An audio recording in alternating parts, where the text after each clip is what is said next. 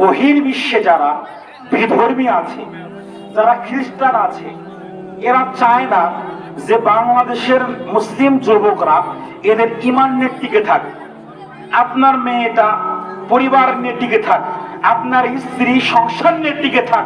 এরা সেটা চায় না।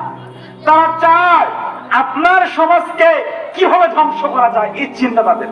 এখানে একটু মিলিয়ে নেন, যাকে যেটা দেওয়া প্রয়োজন ওরা তাই দিচ্ছে। আপনারা কি মাদ্রাসার জাল দেখেছেন? মাদ্রাসার জাল, মাদ্রাসার জাল খেয়াল করবেন যে মাদ্রাসার জালটা অনেক সূক্ষ্মভাবে করা। সেখানে কাছে গিয়ে দেখবেন যে অনেক মশা আটকে সাদা হয়ে আছে, তাই না ভাই? সাদা হয়ে আছে, মানে ওখান থেকে বের হতে কখনো পারে নাই। অনুরূপ ভাবে মশা মাদ্রাসার জালে যেরকম মশা আটকিয়ে রেখে মরে গিয়ে ওখানে সাদা হয়ে গেছে, বের হতে পারে নাই, বর্তমান সময়ও যারা বিধর্মী আছে এরা মুসলিমদেরকে বিভিন্ন ছক এঁকিয়ে এঁকিয়ে যাকে যেটা দিয়ে প্রয়োজন, যাকে যেটা দিলে ভালো হবে তারা সেটাই দিয়েছে। কিভাবে দেখেন,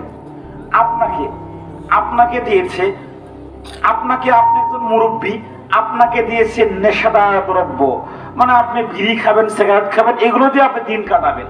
আর আপনার ছেলেকে দিয়েছে হিরোইন, ফেন্সিডিল, ইয়াবা এবং মোবাইলে অ্যাডিক্টেড, আসক্ত করেছে, বিভিন্ন গেমের মাধ্যমে আপনার ছেলেকে আসক্ত করেছে।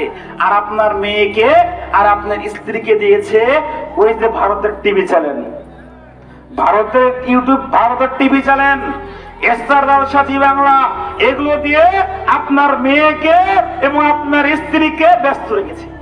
মানে আপনি ব্যস্ত নেশার মধ্যে, ছেলে ব্যস্ত নেশার মধ্যে, আপনার স্ত্রী আর আপনার মেয়ে ব্যস্ত ওগুলো অপসংস্কৃতির মধ্যে। মানে পুরো পরিবারটা একটা জাহান্নামী পরিবার, নাউজুবিল্লাহ।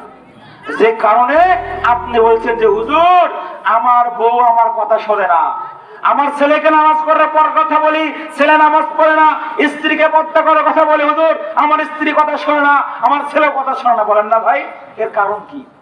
এর কারণ আপনার পরিবারটা দায়ুসী পরিবার।